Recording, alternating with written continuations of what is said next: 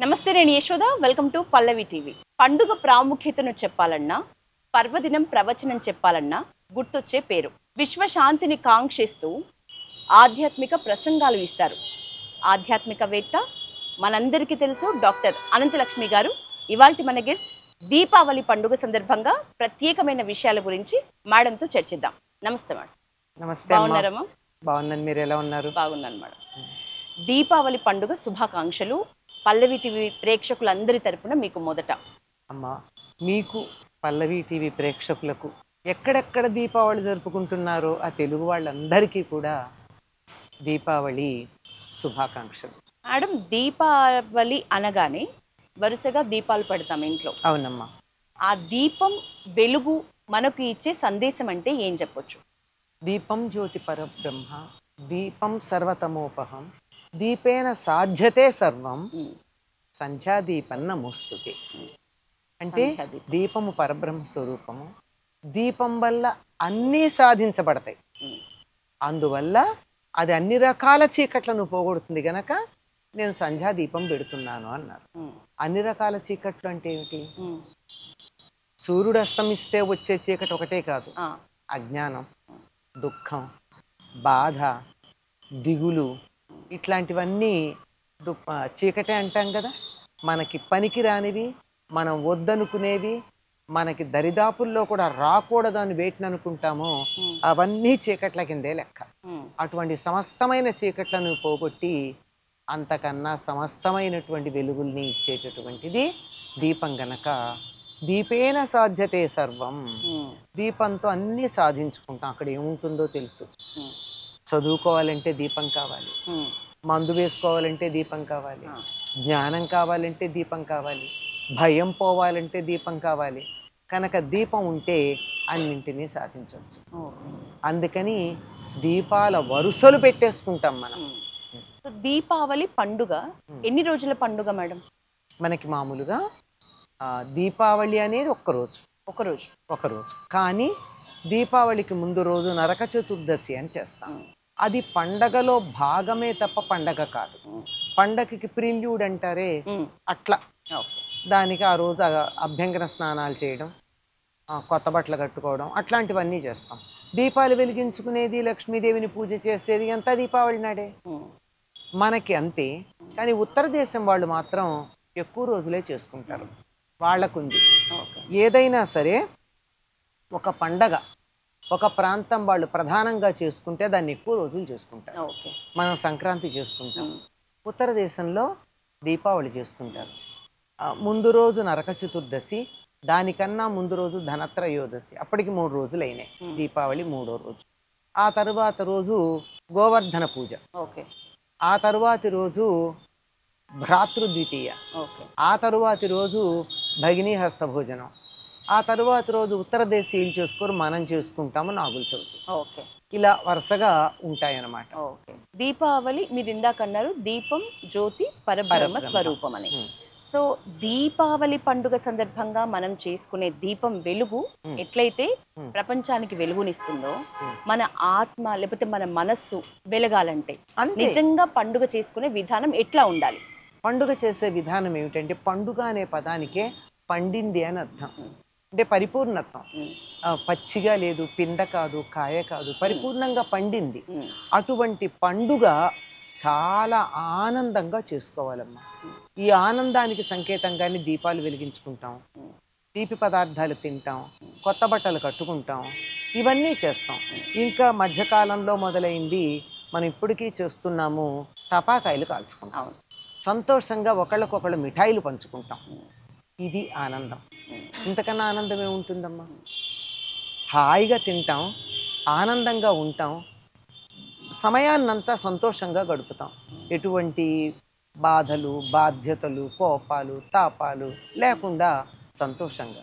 దీపావళి సందర్భంగా చాలామంది అంతకుముందున్న కోపతాపాలు, శత్రుత్వాలు వదులుకుని కలిసిపోదామని కూడా నిశ్చయం చేసుకుంటారు. అది ఆనందం, అది అర్థం. దీపావళి లక్ష్మీ అమ్మవారి పూజ జంట పదాలుగా వినిపిస్తాయి మేడం. అవునమ్మా. నిజానికి లక్ష్మీ అమ్మవారు అంటేనే సంపదకు నిలయంగా సంపద ఇచ్చే స్వరూపంగా చూస్తున్నాం కదా. అవునమ్మా. నిజంగా అంతేనా లక్ష్మీ అమ్మవారు అంటే, లేదా ఇతరత్ర వేరే అర్థాలు కూడా ఉన్నాయా ఈ లక్ష్మీ పూజకి సంబంధించి? లక్ష్మి అంటేనే సంపద.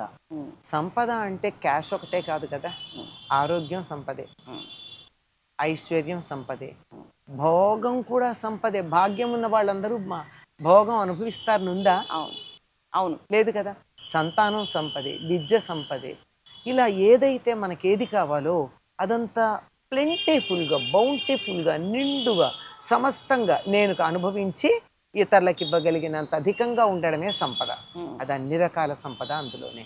రూపం కూడా సంపదే. ఉమ్, అందమైన రూపం ఉండడం, లక్ష్మిలా ఉందండి అమ్మాయి అంటారు అందంగా ఉంది, అంతే కదా. ఉమ్, అటువంటి అన్నీ కూడా సంపదలే.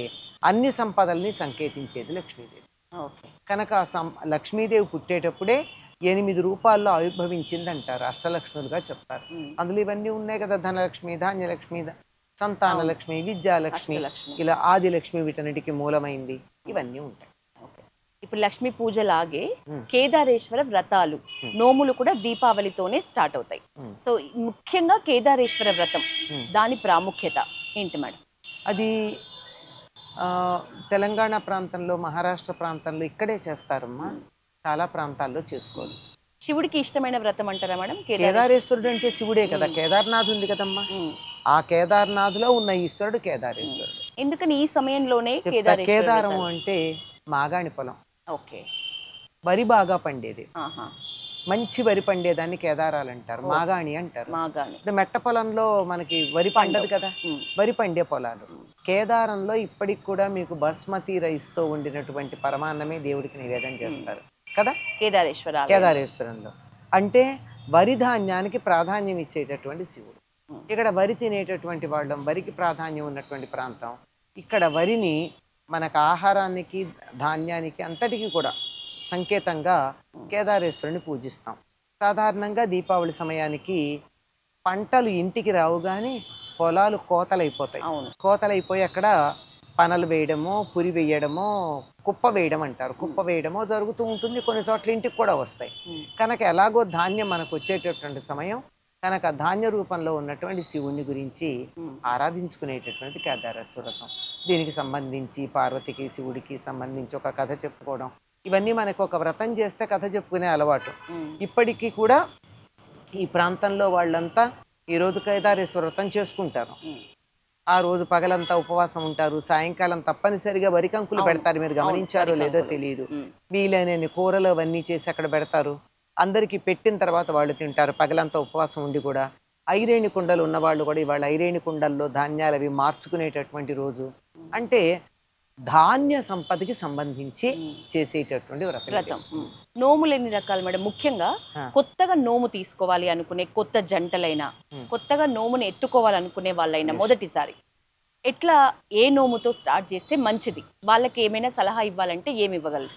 అమ్మ, నోములు సాధారణంగా ఆడవాళ్ళు చేస్తారు వ్రతాలు. నిత్య పూజ మగవాళ్ళు చేసే ఇంట్లో. ఓకే. తర్వాత కొన్ని వ్రతాలు ఇద్దరు చేసేవి కూడా ఉంటాయి. కేదారేశ్వర వ్రతం ఇద్దరు కలిసి కూర్చొని చేసేది. ఇది అలవాటుగా ఉన్నవాళ్ళు చేస్తూ ఉంటారు. మా కొత్తగా మొదలు పెట్టడానికి ఏముంది, ఈ రోజే మొదలు పెట్టుకుంటారు. కొత్తగా వివాహం అయింది, మా ఇంట్లో ఉంది గనక నేను కూడా కొత్త కాపురం పెట్టా గనక చేస్తానని అనుకుంటారు. వేరే వ్రతాలు ఈ రోజు మొదలు పెట్టరు. ఇది కేదారేశ్వర వ్రతం మాత్రమే చేద్దాం అనుకున్న వాళ్ళు మొదలు పెడతారు. ఏ కారణంగానే ఇవాళ చేయడానికి వీలు కాకపోవచ్చు కదమ్మా, అనేక కారణాలు ఉంటాయి. ఏదో మృతా శౌచం కావచ్చు, జాతా శౌచం కావచ్చు, మరి ఇంకేదన్నా కారణం కావచ్చు. అట్లాంటి సందర్భంలో తరువాత సోమవారం చేసుకుంటారు, ఆ తర్వాత పూర్ణిమకు చేసుకుంటారు. దీనికి ఏం ప్రత్యేకంగా లేదు. ఇంట్లో అలవాటు ఉంటే ఆ పద్ధతి ప్రకారం చేసేసుకోవడమే. ఎట్లా చెయ్యాలి అన్నది ఆ ఇంటి పురోహితుడు చెప్తాడు. నిజానికి దీపావళి అనగానే పటాకుల మూత, మీరు ఇందాక చెప్పినట్లు ఎంత పెద్ద ఎత్తున సౌండ్ వస్తే అంత పెద్ద దీపావళి మేము జరుపుకున్నాం అన్న విధంగా ట్రెండ్ తయారైంది. ఇది కరెక్టే అంటారా? నిజంగా దీపావళి జరుపుకునే విధానం ఇది ఖచ్చితంగా ఇట్లా జరుపుకుంటే మంచిది మనస్సుకైనా, మీరు ఇందాక అన్నట్లు ఏ రకంగా ఆలోచించినా ఇది ఇలా జరుపుకుంటేనే బాగుంటుంది, మంచిది, మన శాస్త్రాలు చెప్పింది ఇది అంటే ఏం చెప్తారు? అంటే సంతోషం ప్రకటించడానికి బాణసంచా కాల్చడం అలవాటు ఉందమ్మా. అంతెందుకు, ఏదన్నా పండగ జరిగితే చేసుకోవటల్లా, పెళ్ళిళ్ళకి చేయటల్లా, అంతెందుకు వాడు ఎట్లాంటి వాడైనా ఒక నాయకుడు జైలు నుంచి రిలీజ్ అయితే చేయటల్లా. అంచేత ఆనందాన్ని వ్యక్తపరచుకోవడానికి బాణసంచా కాలుస్తూ ఉంటారు. కానీ ఒకప్పుడు ఇలా కాల్చేవారు కాదమ్మా. ఇది దీపావళి సమయానికి ఇందాక అనుకున్నాం కదా, వరి పొలాలు పంటలు కోసేస్తారు, అక్కడున్న వరిని ఆశించి ఉండేటటువంటి దోమలు ఉంటాయి. అసలు వరికి వచ్చే వ్యాధుల్లోనే ఒక వ్యాధి పేరు తెగులు అంటారు. తెగులు పేరు దోమకాటు. అంటే తెగులు. ఆ దోమలు అక్కడ ఉంటాయి, అవన్నీ ఆశ్రయం పోయేటప్పటికి ఇళ్లల్లోకి వస్తూ ఉంటాయి. దానికి తోడు అప్పుడే వానలు అయిపోయి ఉంటాయి. సాధారణంగా దీపావళికి వానలు ఉండవు, అంతకు ముందు అవుతాయి, అప్పుడప్పుడు పడితే పడచ్చు. కనుక నేలంతా చిత తడి చెత్త కుళ్ళి ఉండి దాంట్లోంచి దోమలు బాగా ఉండి, ఆ దోమలు పోగొట్టడానికి నొసమలు ఇంకా చాలా ఉంటాయి చిన్న చిన్నవన్నీ, వాటన్నింటినీ పోగొట్టడానికి ఇప్పుడు చేసే ప్రయత్నం అన్నమాట ఇది. పూర్వం ఏం చేసేవాళ్ళు అంటే, మా చిన్నతనంలో మాకు తెలుసమ్మా, తాటి మట్ట అంటారు, తెలుసు కదా, ఆ తాటి మట్టను మధ్యలోకి చీల్చి అందులో పూల పొట్లం అంతా తయారు చేసేవారు మా పాలేళ్ళు. అంటే తాటి గిలకలు అంటారు, అంటే ఎండిపోయినటువంటి తాటి గెలల తాలూకువి, వాటిని కాల్చి సిద్ధంగా పెట్టేవారు. దాంతో తయారైనటువంటి ఇది ఉంటుందే బొగ్గు చాలా బాగుంటుంది, చిడచిట్లాడుతుంది. అందుకని దాన్ని తయారు చేసి తాటాకులో కొంచెం కాస్త ఆరిన తాటాకు తీసుకుని, మరీ పచ్చిది కాకుండా ఆ తాటాకులో వీటిని చుట్టి నిప్పు దానికి అంటించేవారు. అవి దీపాలు కాదు, అది అంటించి తాటి మట్ట మధ్య ఈ పొట్లం పెట్టేవారు, పూల పొట్లం అని. ఇది పట్టుకుని ఊరంతా తిరిగేవారు. ఇది లోపల కొంచెంగా సాంబ్రాణి, తర్వాత గుగ్గిలం ఇట్లాంటివన్నీ వేసేవారు. పొగ వచ్చేది, చిడచిట్లాడేది, దోమలన్నీ పోయేవి. ఊళ్ళో ఉన్నటువంటి అందరూ కూడా వాళ్ళ పాలేళ్ల చేత ఈ రకంగా ఈ తాటి మట్టలు తిప్పిస్తే ఊళ్ళోకి దోమలు రావు. ఇట్లా ఉండేవి. ఇళ్లల్లో కూడా దీపాలు పెట్టేవారు, చిన్న టపాకాయలు కాల్చేవారు. ఇంత ఆర్భాటం ఉండేది కదా, మా చిన్నతనంలో ఉండేది కాదు. పైగా ఇంట్లో తయారు చేసుకునేవాళ్ళం మేము. కాకర పువ్వొత్తులు ఒకటే కొనేవాళ్ళు, ఈ మతాబాలు బరాటాలు అంతా చేసేవాళ్ళం. దాంతో ఆ బరాటాల్లో ఫాస్ఫరస్ చాలా ఉంటుంది, దానివల్ల మెగ్నీషియం కూడా ఉంటుంది.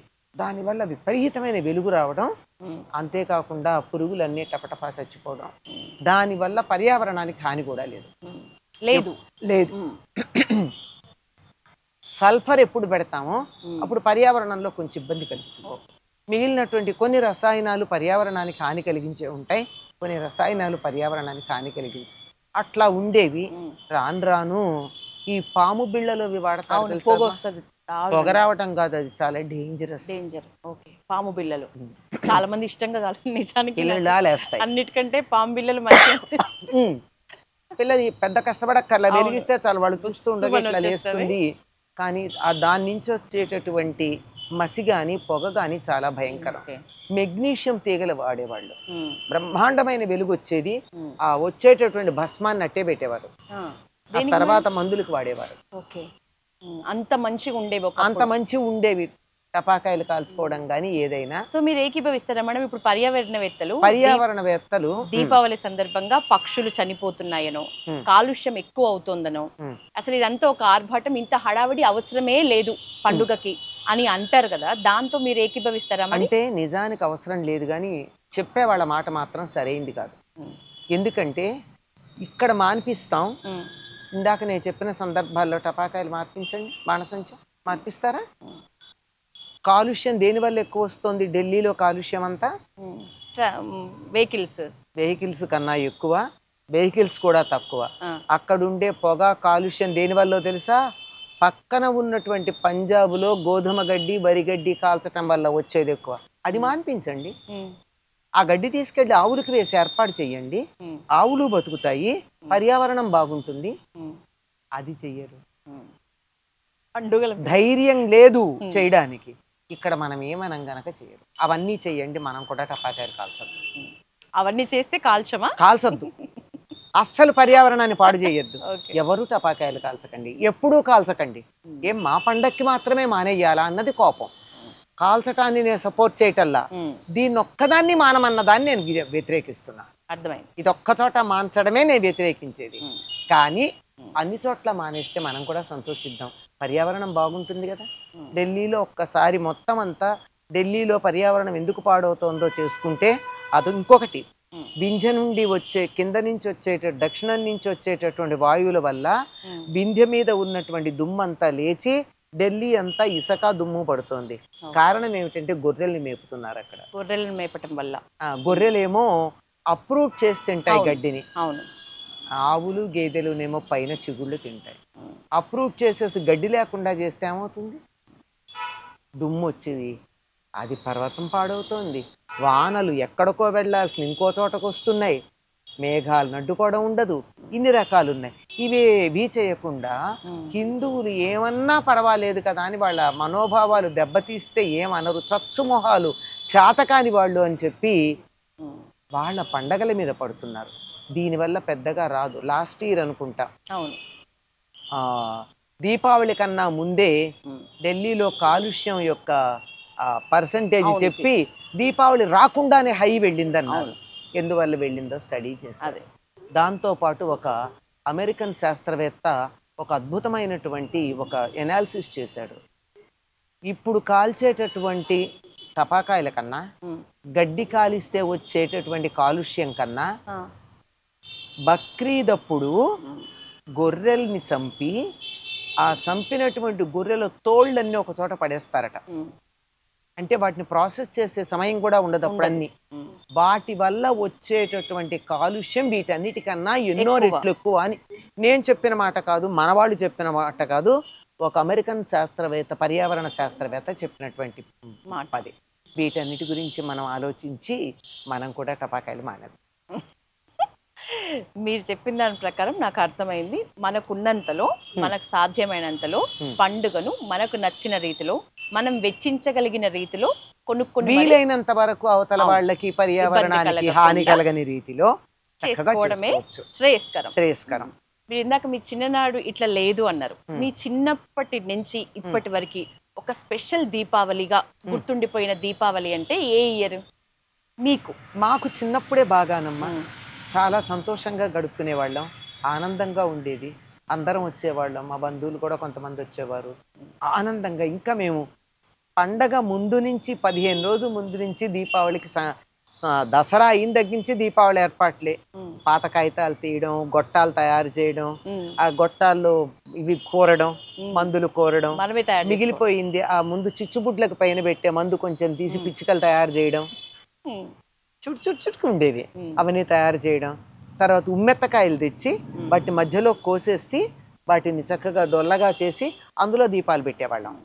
తాటాకులతో గుమ్మటాలు కట్టేవాళ్ళం. మేము చేసుకునే వాళ్ళమేమో మాకు చాలా ఆనందం. కొనుక్కొచ్చి చేసిన దానికన్నా ఇంత ఏర్పాటు చేసుకునేది ఎంత బాగుంటుంది. వీటన్నిటిని ఎండలో పెట్టడం, తయారు చేసుకోవడం బ్రహ్మాండంగా ఉండేది. పాలేళ్లతో కూర్చుని రే మంది ఎక్కువసేపు కాలాలి, ఊళ్ళో వాళ్ళందరికన్నా మన పొట్లమే ఎక్కువసేపు ఉండాలి, ఎక్కువ మోత రావాలని వాళ్ళతో కూర్చుని మంచి పొట్లాలు కట్టించడం, ఇవన్నీ ఎంత సరదాగా ఉంటాయి. ఈ సరదాల ముందు ఓ 1,00,000 రూపాయలు ఖర్చు పెట్టి టపాకాయలు తెచ్చి టపటపటా కాలిస్తే వచ్చే ఆనందానికి దానికి ఎంత తేడా ఉంది. అక్కడ క్రియేటివిటీ కూడా ఉంది కదా. క్రియేటివిటీ ఉంది. ఎవరి పిచ్చిక తయారు చేసిన పిచ్చిక బాగా ముందుకెళ్తుంది. ఇంతుంటే ఉండేవి పిచ్చికల పొట్లాలు. తాటాకులతో చక్కగా ఇలా బొమ్మలు తయారు చేసినట్టుగా చేసి ఆ పత్తితో ఈ పత్తిని ఈ మందులో ముంచి దాని మధ్య పెట్టేవాళ్ళం. అదలా కాలి దాన్ని అలా వేసేవాళ్ళం. తాటాకు టపాకాయలు ఇంట్లో తయారు చేసేవాళ్ళం. ఇలాంటివన్నీ చేసినప్పుడు ఉన్న ఆనందం ఎంత పెట్టుకుంటే వస్తుందమ్మా. బాగా మారిపోయింది కదా మేడం. మారిపోయింది, అన్నీ మారిపోయినాయి. అన్నిటితో పాటు ఇది మారిపోయింది. మీకు చిన్ననాటి జ్ఞాపకాలలో మీకు గుర్తుండిపోయిన పండుగ అని అంటే ఎప్పుడైనా చిన్నప్పటి అన్ని పండుగలు బాగున్నాయి అని చెప్పి అన్నిట్లో దీపావళి అయితే ఇది మా నాన్నగారితో కలిసి చేసేవాళ్ళం. ఓకే. ఇంకా మా నాన్నగారికి ఎంత సరదా అంటే ఆయన ముందు 2 రోజుల ముందు రోజే నరక చతుర్దశికి ముందు రోజే మా అమ్మగారు తనకు అప్పుడే సెలవు పెట్టుకునేవారు. స్కూల్ టీచర్ ఆయన సెలవు పెట్టి ఈగలు బాగా ఉండే రోజులు. అందుకని ఎక్కడ అజాగ్రత్తగా ఈగ వస్తుందో అని ఆయనకి భయం అనమాట. తను అక్కడ కూర్చొని మిఠాయి తయారు చేయించేవాళ్ళం. ఈగలు అంటే వాలో అంత మంట ఉంటే పొగ ఉండేది. మేమంతా కూడా కూర్చునేవాళ్ళం. మడిగా మా అమ్మగారు కొంచెం లడ్డూలు పక్కకు పెట్టేసుకున్నాక మిగిలిందంతా తీసుకుని లడ్డూలు కట్టడం, అవన్నీ మా నాన్నగారు పర్యవేక్షణ. అటు టపాకాయలు, ఇక్కడ పిండి వంటలు అన్ని. ఆ సరదా ఇప్పుడు లేదు. ఏది ఎక్కువ ఎంజాయ్ చేసేవాళ్ళు మీ చిన్నతనంలో? అంటే టపాకాయలు కాల్చటమా, లేకపోతే ఇంట్లో మీరు అన్నట్టు ఇవి ప్రిపేర్ చేసుకోవటమా, లేకపోతే దీపాలు పెట్టటమా, రెడీ అవ్వటమా? దీపాలు పెట్టడం అమ్మ ఎక్కువ బాగా చేసేవారు, మేము సహాయం చేసేవాళ్ళం అంతే. కానీ ఈ ముందర ఈ 10 రోజులు తయారు చేయడం ఉందే, అది దీంట్లో ఎక్కువ ఇంట్రెస్ట్ ఉండేది. ఎక్కువ ఇంట్రెస్ట్. తీరా కాల్చేటప్పుడు నేను ఎక్కువ కాల్చేదాన్ని కాదు, తయారు చేయడంలో ఉన్న ఇంట్రెస్ట్ మా తమ్ముళ్ళు చెల్లెడు వాళ్ళు కాల్చేసేవాళ్ళు. ఓకే. భయపడే వాళ్ళమా? ఏం లేదమ్మా, చేత్తో కాల్చేవాళ్ళం తాటాకు టపాకాయలు, ఓకే. ఇలా అలా వేసేవాళ్ళం. మీకు ఇష్టమైన దీపావళి పటాకుల్లో ఏంటి అంటే ఏం చెప్తారు? చాలా చక్కగా ఉండేదమ్మా, హాయిగా కాకర పువ్వొత్తి. కాకర పువ్వొత్తి ఎన్ని డిజైన్లో చేయొచ్చు తెలుసా దాంతో? ఓహో, ఇట్లా ఇట్లా అనుకుంటా. ఇప్పుడు ఎవరు ఎన్ని రకాల డిజైన్లు చేస్తారని పోటీ పెట్టుకునేవాడు. ఓకే. అప్పుడు ఫోటోలు ఇవి కూడా ఏమీ లేని కాలంలో. కాకపోతే మగపిల్లలు తారాజువ్వలు వాడేవారు. ఓకే. తారాజువ్వలు వేసేవాళ్ళు. ఓకే. అది ఇక్కడ వెలిగిస్తే ఎక్కడికో వెళ్ళి పడేది, తప్పనిసరిగా మన పక్కింటి వాళ్ళ మీదే వేసేవాళ్ళు. పక్కింటి వాళ్ళ మీద వేసేవాళ్ళు. అంటే మా తమ్ముళ్ళు చిన్నపిల్లలు కనుక అది పెద్దగా చేయడం మా ఇంట్లో అలవాట్లేదు, కానీ వేరే వాళ్ళు చేయడం నాకు బాగా తెలుసు. మేడం, దీపాలు అంటేనే మట్టి ప్రమిదలే మంచిది అని ఎప్పటి నుంచో వింటున్నాం. నూనె వేసి మట్టి ప్రమిదలే పెట్టాలి. ఎంత అనుకున్నా కూడా మనం ఇట్లా డీమార్ట్కి, ఇప్పుడు డీమార్ట్ కంటే సర్వసాధారణంగా సామాన్య జనం అందరూ వెళ్ళే ఒక డీమార్ట్కి వెళ్తే ప్లాస్టిక్ లైట్ల సెట్స్ దొరుకుతున్నాయి, ప్లాస్టిక్ దీపాలు దొరుకుతున్నాయి. అవి పెడితే నూనె అవసరం లేదు, ఏమీ అవసరం లేదు, వెలుగుతూ ఉంటాయి. సో అట్లాంటివి కూడా పెట్టుకొని చాలా గ్రాండ్ గా చేసుకుంటున్నారు. ఇది కరెక్టే అంటారా? అంటే మీరేం చెప్తారు? అది అవసరం అమ్మా, ఒకటే మాట, అవసరమా? దీపం ఎందుకు పెడుతున్నాం? నూనె ఉంది, ఒత్తి ఉంది, నువ్వుల నూనె వేస్తాం. నువ్వుల నూనెలో ఈ నెలంతా కూడా నేను ఉంటాను అని లక్ష్మీదేవి వాగ్దానం చేసింది, అందుకు నువ్వుల నూనె వాడాలి. అందుకని నువ్వుల నూనె పెడితే లక్ష్మీదేవి ఉంటుంది. ఆవిడ వచ్చి ఉంటానని చెప్పింది అదే. ఆవిడ దీపాలు పెట్టిన తర్వాత ఆవిడ వాహనం గుడ్లగూబ గనక దీపాలు పెట్టాక మాత్రమే గుడ్లగూబ కదలగలదు, పగలు కనపడదు కదా. అప్పుడు ఆవిడ విహారానికి వస్తుంది. విహారానికి వచ్చినప్పుడు ఏ ఇంట్లో ఏ ఇంటి ముందు దీపాలు ఉన్నాయో ఆ ఇంటికి వస్తుంది. ప్లాస్టిక్ దీపాలు దీపాలా కాదుగా పెట్టుకుంటాం అంతే. అంతే, మట్టి ప్రమిదలే వాడాలమ్మా. ఎందుకంటే రేపు పొద్దున మట్టిలో కలుస్తాయి, వాతావరణ కాలుష్యం ఉండదు. ఇన్ని కబుర్లు చెప్పేవాళ్ళు ప్లాస్టిక్ ప్రమిదల గురించి ఎందుకు మాట్లాడరమ్మా? పర్యావరణం గురించి మాట్లాడేవాళ్ళు. కరెక్ట్ చెప్పినారు, మాట్లాడాలిగా. అవును, నిజమే కదా. అది ఎందుకు మాట్లాడరు? ప్లాస్టిక్ ప్రమిదలు వద్దని చెప్పలేరా? అది ఎవ్వరు నోటితో ఇంతవరకు మాట రాగానే వినలా. ప్లాస్టిక్ ప్రమిదలు వాడొద్దు, అది నీళ్లతో దీపం వెలిగిస్తామన్నారు. నేను నిజంగా ఆశ్చర్యపోయి ఏమిటని చూసా. బ్యాటరీ నీళ్ల మీద తేలుతూ ఉంటుంది, నూనె ఎక్కర్లేదన్నారు, బ్యాటరీ వాడుతున్నాగా.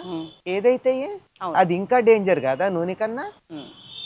బ్యాటరీలో ఉండేది ఇంతో అంతో లెడ్ ఎట్సెట్రాలు ఉంటాయి కదా, ఏవో ఫలానా నేను చెప్పలేను రసాయనాలు ఉంటాయి కదా. దానికన్నా నువ్వుల నూనె బెటర్ కదా. నువ్వుల నూనెతో వెలిగించే దీపాలే శ్రేయస్కరం అన్నప్పుడు అది మంచిదమ్మా, మంచిది. ఎందుకంటే నువ్వుల నూనెతో దీపం వెలిగించినప్పుడు అందులోంచి వచ్చేటటువంటి పొగ కొలెస్ట్రాల్ తగ్గిస్తుంది, మనం దగ్గరగా గుండి కనుక పీల్చినట్టయితే. అందుకని ఆ దీపాలు వెలిగించి బోల్డ్ సేపు దాని దగ్గర మళ్ళీ దీపం వెలిగించటం, కింద కారిపోతోందని ఒత్తి పైకి తోయడం, మళ్ళీ నూనెలు వేయడం, ఇవన్నీ చేస్తూ ఉంటాం. తర్వాత నెలంతా కూడా పొద్దున పూట దీపాలు వెలిగిస్తాం, సాయంకాలం దీపాలు వెలిగిస్తాం. ఆ వెలిగించే కాసేపు అక్కడ కూర్చుంటాం కదా, తులసి దగ్గర పూజ చేసినప్పుడో ఎప్పుడో, చాలు, కొలెస్ట్రాల్ రాదు. ఆశ్వయుజ బహుళ చతుర్దశి దీపావళి నుంచి మొదలుపెట్టిన ఈ దీపాలు కార్తీక మాసం వరకు నిర్విరామంగా పెడుతూ ఉంటాం. దీపాల వెలుగుకు కానీ ఈ దీపాల పండుగలో విశిష్టత గురించి మాట్లాడుకుంటే రెండింటికి వేర్వేరు అర్థాలు కానీ పరమార్థాలు కానీ, ఇప్పుడు కార్తీక దీపాలకి దీపావళి రోజు పండుగ రోజు వెలిగించే దీపావళికి కూడా తేడా ఉంటుందా మేడం? దీపావళి నాడు ఆనందోత్సాహాలతో వెలిగించుకుంటామమ్మా. కార్తీక మాసం అంతా వాతావరణంలో వేడి కలిగించడం కోసం వెలిగించుకుంటాం. ఎందుకంటే ఈ ఋతువంతా కూడా చలి. అవును, మొత్తం అంతా కూడా సూర్యుడికి భూమి చాలా దూరంగా ఉండే రోజులు. పగలు తక్కువ ఉంటుంది, రాత్రి ఎక్కువ ఉంటుంది కార్తీక మాసం అంతా. అవి ఇప్పుడు ఏమవుతుంది, సూర్యకాంతి తక్కువ ఉంటుంది, వేడి కూడా తక్కువ ఉంటుంది. అందుకని ఈ దీపాలు వెలిగించినట్టు ఈ నెలంతా అది చక్కగా సరిపోతుంది అని చెప్పి ఉదయం సాయంత్రం వెలిగిస్తాం మనం. ఆ వెలిగించినందువల్ల ఏం జరుగుతుందంటే తెల్లవారుదామున లేస్తాం, రాత్రంతా చలిగా ఉంటుంది, రఘు కప్పుకుని పడుకుంటాం. అవునా? అవును, రఘు కప్పుకునే పడుకుంటాం కదా. బయటకు వచ్చేప్పటికి చలి. ఈ చలికి ఈ లోపల రగ్గు కప్పుకున్న దానికి ఈ కాంట్రాస్ట్కి పైన ఒళ్ళు పగులుతుంది. ఒళ్ళు పగిలేది కనపడుతుంది కానీ లోపల రక్తనాళాలు చిట్లింది కనపడదు. అవన్నీ తేడా రాకుండా ఉండడానికి గోరువెచ్చని నీళ్లతో స్నానం చేయడం. గోరువెచ్చంది అంటే మనకి ఇక్కడ కాచుకుంటాం కానీ పల్లెటూళ్ళల్లో నదిలో కానీ చెరువులో కానీ నూతి నీళ్ళతో కానీ చేస్తే సరిగ్గా మన బాడీ టెంపరేచర్ అంత ఉంటాయి ఆ నీళ్లు. వాటితో స్నానం చేయడం వల్ల మనం బయట వాతావరణానికి నెమ్మదిగా అలవాటు పడతాం గనక తెల్లారుజామున అటువంటి నీళ్లతో స్నానం చేసిన వాళ్ళకి క్రీములు రాసుకోవాల్సిన అవసరం లేకుండా ఒళ్ళు పగలకుండా ఉంటుంది. కావాలంటే నది కాదు ఇంట్లో కూడా చేయొచ్చు. ఇంట్లో ఎట్లా చేస్తాం? సరిగ్గా నదిలో స్నానం చేస్తే అంత వేడి ఉంటుంది, అంత వేడి నీళ్ళే పోసుకోవాలి. కానీ మనకేమో ఇంట్లో చాలా వేడివేడిగా పోసుకుంటే ఎంత బాగుందో అనిపిస్తుంది. అట్లా అనుకుంటే ఒళ్ళు పగులుతుంది. అట్లా కాకుండా సూర్యోదయానికన్నా ముందు గోరువెచ్చని నీళ్లతో గనక స్నానం చేసినట్టయితే ఒంటికి క్రీములు రాసుకునే పని లేదు. అంత సున్నితంగా అంత హాయిగా కూడా ఉంటుంది. అందుకే అప్పుడు చేయమని చెప్తారు. దీపాలలో కూడా అర్థం అదే. అందుకే అలా చేసి దీపాలు పెట్టినట్టు ఇంట్లో అంతా కూడా ఏమవుతుంది, అందరూ లేచి చేయలేరు కదా. ఇంట్లో దీపం పెడితే నువ్వుల నూనె నుండి వచ్చేటటువంటి పొగ గాలి ఏదైతే ఉందో అది ఇంట్లో వాళ్ళందరికీ కూడా ఆరోగ్యాన్ని కలిగిస్తుంది. అది మంచి నువ్వుల నూనె అయితే సుమా దొరుకుతుందంటారా మేడం? ఎందుకు దొరకదమ్మా? మనం కిలో నువ్వుల కన్నా కిలో నువ్వుల నూనె చవకగా దొరుకుతుందంటే అర్థం ఏమిటి? అర్థం చేసుకుని ఎక్కడైతే గానుగ దగ్గర కొంచెం ఖరీదు ఎక్కువైనా తెచ్చుకుంటే ఆ నువ్వుల నూనె మంచిది. అందులో దీపం పెట్టడానికి నల్ల నువ్వుల నూనె తెచ్చుకుంటే ఇంకా మంచిది. మనం తినడానికి నువ్వు పప్పు నూనె తెచ్చుకుంటాం, వెలిగించడానికి నల్ల నువ్వులు, ఒంటికి రాచుకోవడానికి మోకాళ్ళ నొప్పులు ఉంటే మోకాళ్ళకు రాచుకోవడానికి నల్ల నువ్వుల నూనె మంచిది. అది మోకాళ్ళ నొప్పులు ఉన్నాయనుకోండి, ఒక 2 నెలల పాటు ప్రతిరోజు రాత్రి పడుకోబోయే ముందు నల్ల నువ్వుల నూనె క్లాక్ వైజ్ డైరెక్షన్లో కాలికి గట్టిగా కాకుండా పైన మర్దన చేసి వెంటనే దాని మీద ఒక రగ్గు కానీ టర్కిష్ టవల్ కానీ 5-6 మడతలు పెట్టుకున్న దుప్పటి కానీ కప్పి ఫ్యాను ఏసీ వేసుకోకుండా కూర్చుంటే 2 నెలల్లో మోకాళ్ళ నొప్పులు తగ్గుతాయి. ఎంత మంచి హెల్త్ టిప్ మేడం. నువ్వుల నూనెకున్న ప్రాధాన్యం అది. అటువంటి నువ్వుల నూనె నుండి వచ్చేటటువంటి గాలి పొగ ఇంట్లో వాళ్ళకి నొప్పులు రాకముందు గాలి పీలిస్తే సరిపోయింది. ఆరోగ్యానికి ఎంత మేలు. ప్రతి దాని వెనకాల ఆరోగ్య సూత్రం లేకుండా మన వాళ్ళ పద్ధతి చెప్పలేదు. ప్రతి పండగలోనూ ఆరోగ్యం ఉంది, పర్యావరణం ఉంది, ఖగోళ శాస్త్రం ఉంది, అన్నీ ఉన్నాయి, సామాజిక స్పృహ ఉంది. మేడం ఇప్పుడు ఇందాక మీరు చెప్పినట్లు నువ్వుల నూనెతో వెలిగిస్తే మంచిది అని, అట్లనే దీపావళి రోజు తప్పకుండా చేయాల్సిన మంచి పనులు అంటే ఏం చెప్తారు? పండుగ నాడు తప్పకుండా పాటించాల్సిన నియమాలైనా అంటే చిన్న పిల్లలు చెయ్యరు కానీ అమ్మ, పెద్దవాళ్ళు నరక చతుర్దశి నాడు తలంటి పోసుకున్నాక ఇంట్లో పెద్దవాళ్ళు ఉంటే యముడికి తర్పణాలు ఇస్తారు. ఓకే. దీపావళి నాడు కూడా అమావాస్య గనక అది పితృదేవతలకు సంబంధించిన తిథి గనక ఆనాడు కూడా తర్పణాలు ఇస్తారు. ఓకే. అందుకే సాధారణంగా అంటారు కదా పితృదీపాలు, తర్పణాలు యమదీపాలు అని చెప్పి ధనత్రయోదశి నాడు సాయంకాలమే పెడతారు. యమదీపాలు అంటే యముడికి సంబంధించి ఇవి పెట్టినప్పుడు అందుకే చాలా మంది దీపావళి నాడు కొత్త బట్టలు కట్టుకోరు, పితృదేవతలను ఆరాధిస్తాం కదా, అందుకని నరక చతుర్దశి రోజున కట్టేస్తారు. దీపావళి రోజు కట్టుకోరు కొంతమంది, అందరూ కాదమ్మా. కొంతమందికి నువ్వు తుమ్మితే నా ముక్కు ఊడిపోతుందని భయం ఉంటుంది కొంతమందికి. అట్లాంటి వాళ్ళు పాటిస్తారు. మనకేం సంబంధం లేదు. ఖచ్చితంగా పాటించాల్సిన నియమాలు అంటే దీపాలు వెలిగించుకోవడం, టపాకాయలు కాల్చుకోవడం, సాయంత్రం దీపాలు వెలిగించటానికన్నా ముందు అంటే ఇంకా తులసి పూజ చేసి కదా దీపాలు పెడతాం, దానికన్నా ముందు మగపిల్లల చేత ఇవి కొట్టిస్తారు. దిబ్బు దిబ్బు దీపావళి మళ్ళీ వచ్చే నాగుల చవితి అని చెప్పి అది కొట్టిస్తారు. అది కూడా తప్పనిసరిగా చేసి అది కొట్టిన తర్వాత వచ్చి ఆ తర్వాత కాళ్ళు చేతులు కడుక్కుని మండుతున్న నిప్పుల మీద సాంబ్రాణి కానీ ఇది కానీ వేసి గుగ్గిలం కానీ వేసి అప్పుడు మిఠాయి తిని అప్పుడు దీపాలు పెట్టుకుని టపాకాయలు కాల్చుకుంటారు. ఆ కొట్టించే విధానం మేడం అబ్బాయిల చేత ఏం లేదు, గోగు పుల్లలు ఉంటాయి కదా, ఇప్పుడే గోగు పంట వస్తుంది మనకి. ఓకే. ఆ గోగు పుల్లలకి పెద్ద పెద్ద ఇది కడతారు, ఒత్తులు. అవి వెలిగిస్తారు నూనెలో ఉంచి. అవి వెలిగించి దక్షిణపు దిక్కుగా తిప్పి వాళ్ళ చేత కొట్టిస్తారు. అది చాలా ఏళ్ళ నుంచి వస్తున్న ఒక ఆచారం అనొచ్చా? ఎందుకంటే పితృదేవతలకి ప్రధానమైనటువంటిది ఇది. ఒక రకంగా పితృదేవతారాధన దీపావళి.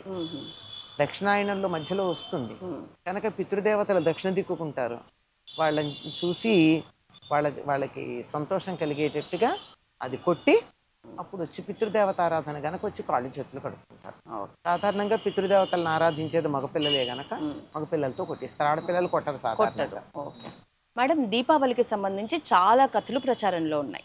అవునమ్మా. మనకు అపజయం మీద విజయంగాను, లేకపోతే ఓవరాల్ గా చాలా అర్థాలతో చూస్తూ ఉంటున్నాం. కానీ మనసుపై నియంత్రణగా కూడా దీపావళిని చెప్పడం నేను విన్నా. నిజమేనా మేడం? అసలు దీపావళికి సంబంధించి కరెక్ట్ కథ, అసలు కథ ఇది అంటే ఏంటి? అసలు కథ అని చెప్పడానికి ఎన్నో ఉన్నాయమ్మా. ఒక్కొక్క యుగంలో ఒక్కొక్క ఇతివృత్తం జరిగింది. ద్వాపర యుగంలోనేమో నరకాసురుని సంహరించాడు శ్రీకృష్ణుడు. అక్కడ సత్యభామ తోడుంది. నరకాసురుడు ఉన్నంత కాలం ఎవరు ఇళ్లలో దీపాలు పెట్టుకోలే.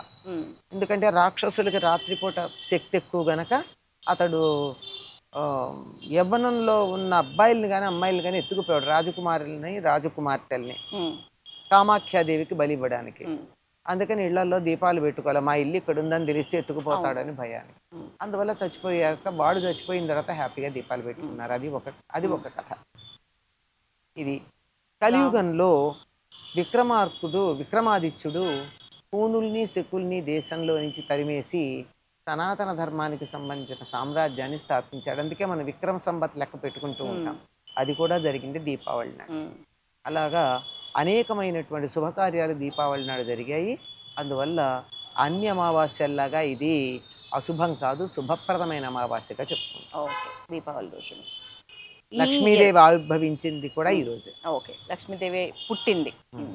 2025 సంవత్సరానికి గాను దీపావళి డేట్ లో ఏమైనా కన్ఫ్యూషన్ ఉందా మేడం? 20వ తారీఖు జరుపుకోవాలంటున్నారు, అదేనా కరెక్ట్? 20వ తారీఖే జరుపుకోవాలమ్మా.